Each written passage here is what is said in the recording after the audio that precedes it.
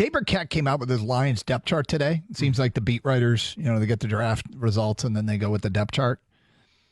And his third wide receiver was Khalif Raymond. So we've had M Live and The Athletic had the third wide receiver as Donovan Peoples-Jones. Now this is Dave Burkett as Khalif Raymond. I don't know that. I mean, the Lions don't have a ton of holes. Let's face it. They have really done a nice job of putting together one of the more complete rosters in the NFL. But offensively, they haven't really come up with a replacement for Josh Reynolds, starting caliber receiver who got a good number of targets, right? He got a good number of targets. And in the case of, could it be Khalif Raymond? Sure, it could be. Could it be Donovan Peoples-Jones? Sure, it could be. But even if those guys do step up, you need somebody to replace. Then you need somebody to replace Donovan Peoples-Jones or Khalif Raymond. Like they've got to bring in another veteran receiver. Doesn't it feel like it's not a requirement, but kind of? No, it's starting to feel like that. And I don't know if there'll be a deeper pool to look at when you get to training camp. If there'll be some more quality wide receivers that are dropped mid-August or something, or right prior to the season, I don't know. But there's still some pretty good receivers out there. The list is getting smaller and smaller, as you mentioned, and it's 3 receivers in the last 24 hours that are off the board now. Mm-hmm. And so, but you still have the guy from, was it Tyler Boyd from Cincinnati? Yeah, who's had no connections to Detroit. Like he's visited Pittsburgh. I saw 2 other teams. I can't remember who they were. Well, he might get a multi-year deal from somebody. Yeah. So are the Lions going to go in with this? They're not going to go in with this group of receivers, right? They have to add somebody. Well, and you say that, by the way, it sounds like there's angst in your voice. Like there is, yes. There's definitely angst in my voice. I'm not sure if I'm at the angst stage yet. But the problem with that is that there's still a question mark about Jameson Williams. Is he going to take this big step forward and all of a sudden be a focal point of the offense and not just, okay, we got our 2 plays lined up for him and hope he can make something happen. Here he is on the reverse, and here he is on a deep route.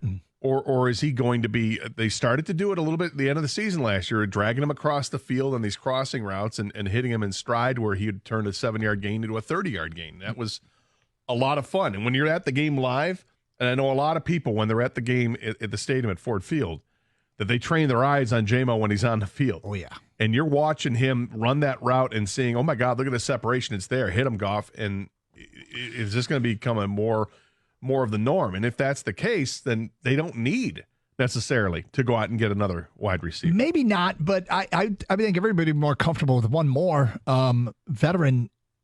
This is like the Terrion Arnold thing. I think this is the direct price of trading up for Terrion Arnold. And I'm not against it, but there was a ton of receiver talent at the top of the draft. And they forfeited I guess we could talk about Carlton Davis too. They forfeited 2 third-round picks for corners. So they prioritized corner over wide receiver 3. And I suppose that makes sense because there's a probability that they use the top of the draft to come up with 2 starting corners, and a decent probability. So what did they really give up? They gave up a crack at like Jermaine Burton from Alabama as a 3rd round. Roman Wilson was a 3rd round. Jalen McMillan was a 3rd round. Luke McCaffrey was a 3rd round. When was Malachi Corley drafted? He was the beginning. He was the first pick of the 3rd round, which he wouldn't have been available to them. Troy Franklin from Oregon was early 4th round. Javon Baker was early 4th round from UCF. I mean, they made a decision, and I don't think it's the wrong decision. But with every decision, there's a downside, and the downside is they haven't addressed wide receiver 3. Yeah. Underrated, good move by Denver's the one that took Troy Franklin, right? Yeah, you became a big Troy Franklin fan late in the process, I noticed. Yeah, well, I've always liked Bo Nix, and so they drafted Bo Nix and Troy Franklin. So it gives Bo Nix somebody that has familiarity with, and we know from Jared Goff how important that can be. And I mean, Franklin was just extraordinarily productive, like 25 touchdowns in 2 years at Oregon. Yeah. So there's something there, and he was widely thought of as being maybe a second-round pick, and he just kept slipping.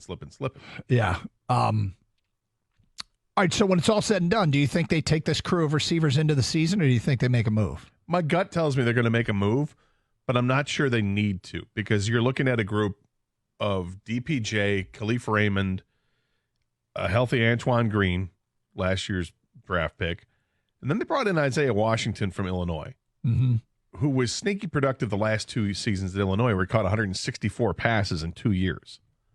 So does he play a role in this where he's going to compete or push for any kind of playing time? I doubt he's an undrafted free agent, but if he's one of these guys who's just a hard worker, and the team will pray, the coaches will praise and say, this guy comes to work every day and he gets better every day in practice, it pushes the other guys that are already established. Do you remember the last guy that checked that box that I got excited about? A undrafted free agent wide receiver? I can't remember. Make sure I got the name right, and I'm pretty sure I do. Travis Fulgham. Oh, yeah. Was it Rutgers? Or no? Fulgham, where was he? Old Dominion? He sure was.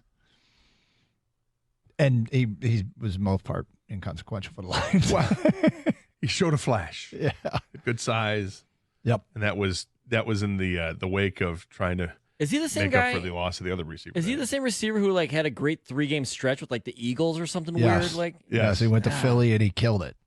But was random. 11th player in Eagles history with at least 10 catches and 150 yards or more in a game. 152 yards, the second most for an Eagle in one of their first 5 games.